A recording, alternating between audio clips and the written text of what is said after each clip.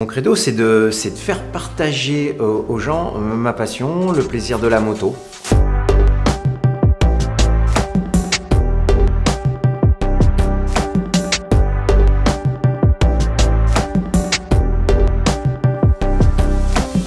Énorme la prise de risque. C'est parfois incohérent, passion et raison. Tu vois, c'est un peu antinomique, hein. Toujours en avoir un petit peu quand même, parce que voilà, c'est aussi ce qui nous fait avancer. C'était avant tout déjà un choix personnel. Après 20 ans, après une vingtaine d'années chez Pernod Ricard, j'avais envie de faire autre chose et on a décidé, en collaboration avec mon épouse, de créer une société qui s'appellerait Road de Luxe, qui ferait à la base de la location de moto. La location de moto, c'est très dur. Tous les ans, j'en ai vu plein, par une non-solidité financière ou par une méconnaissance du marché, se sont plantés.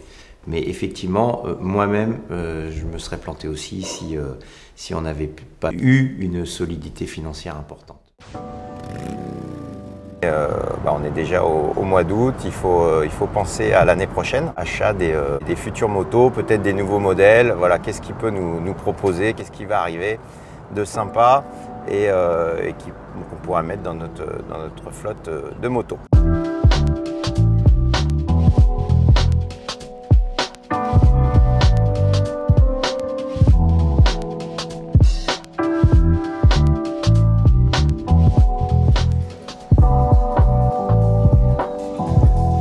C'est plus lui en fonction des besoins qu'il va avoir avec les demandes. Ce que les gens vont lui demander comme machine, et une fois qu'il sait ce qu'il a besoin comme machine, il m'appelle et on regarde les motos que nous on va lui reprendre pour lui revendre un autre type de véhicule par rapport à la demande qu'il a d'une année sur l'autre. Moi j'essaye de lui trouver ses motos rapidement pour pas qu'il soit coincé. On essaye de lui sortir ses motos qui ont trop de kilomètres aussi parce que sinon ça décode trop. Après il a toujours acheté des motos chez nous depuis des années, donc c'est donnant-donnant depuis le début. Quand on loue une voiture, on peut la louer 360 jours dans l'année. La moto, quand on arrive à la louer, allez, 150 jours dans l'année, c'est le maximum. Voilà, donc c'est sûr que le travail est concentré. Et un bon loueur, il faut qu'il achète bien, qu'il loue bien et si possible qu'il revende bien. Globalement, je m'occupe donc de la réception des motos et je m'occupe aussi de la vérification. Donc quand elles rentrent, je regarde le kilométrage, je regarde l'état des pneus, voir s'il n'y a pas des révisions à faire. Donc ça c'est très important d'avoir un suivi sur nos motos parce que c'est la sécurité de nos clients aussi. Cette saisonnalité, on a réussi à la réduire un petit peu depuis qu'on fait du voyage. Pourquoi? Parce que généralement les acomptes pour les voyages par exemple de 2021 vont commencer à nous être versés en gros l'hiver. Voilà. Donc en termes de trésorerie, on a moins la problématique qu'on pourra avoir que si on ne fait que de la location. Mais attention, c'est pas notre argent. Ouais Mathéo, tu peux venir s'il te plaît? Je vais t'expliquer en fait comment on trace un circuit sur notre logiciel Basecamp. Ok? Alors, je t'explique. En fait, les trois éléments qu'il te faut, c'est bien évidemment la carte où on a commencé déjà à tracer le circuit. C'est vrai qu'on peut, dans le cadre d'un voyage, évidemment qu'on peut faire tout seul.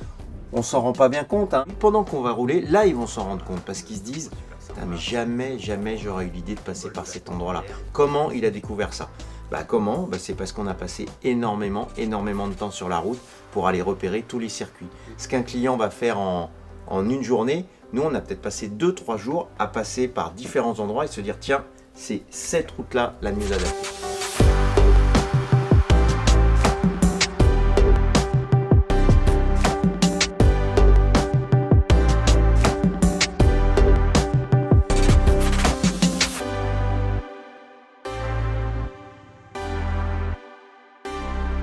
Aujourd'hui, c'est une des pires journées de ma vie. Non, je blague.